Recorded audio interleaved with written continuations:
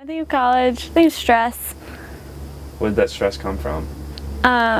Choosing the right college, paying for college, leaving my family, leaving my friends, new place, new people. Yeah, the boy learned to grow higher up on the tree.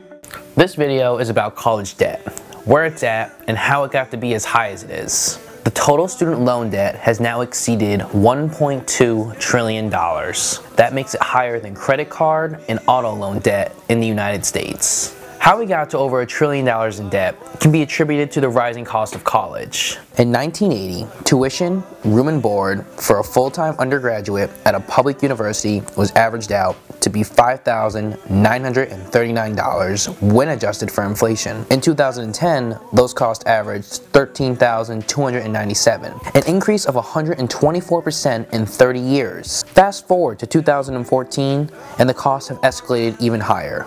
Here's on average how they break down. If you attend a four-year public institution in-state, the tuition is around $9,100. If you choose a four-year public university out-of-state, the tuition goes up to $23,000. And a four-year private university's tuition averages out around $31,000. Now, if you add in the cost of room and board, books and supplies, and transportation, the cost goes up to the numbers you're probably more used to seeing. It will cost you $23,000 to attend a four-year in-state public school. It will cost you $37,000 for a four-year out-of-state public school. And it will cost you $46,000 for a four-year private school.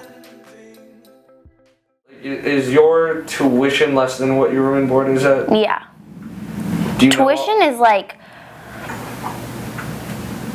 $9,000 and room and board is like $11,000 at least. At least. So the bulk of your payment then becomes room and board? And meal plans and like fees, like for the gym. Like when you go on tours, they say it's free. It's not free. You definitely pay for it. Pay for all of it. Due to these rising costs, many students put in long hours of work in order to help pay for their education. Most colleges recommend their full-time students work 10 to 15 hours per week. However, data from the last US Census claims that 71% of undergraduates are working, and that 1 in 5 of them work at least 35 hours a week year-round. On top of this number, more than half of the undergrads who work clock in at least 20 hours per week. The cost of college is forcing students to put in less time studying and more hours in working. Generation Y, or better known as millennials, are not as lazy as you make them out to be. The cost per student has actually remained relatively the same. In terms of public institutions, the rising cost of tuitions can be attributed to less state funding. About a decade ago, tuition covered 1/3 of the cost of educating students at public schools, while state governments covered 2/3.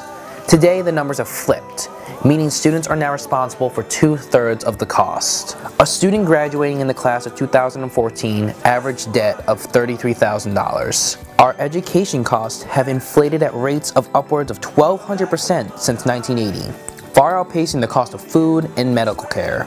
The fact of the matter is, college is expensive, and it's going to continue to be expensive. So it's important that you recognize these costs now so you can better prepare for them. Thank you for watching our video. We hope you enjoyed it. And please feel free to watch the rest of our videos on the cost of college.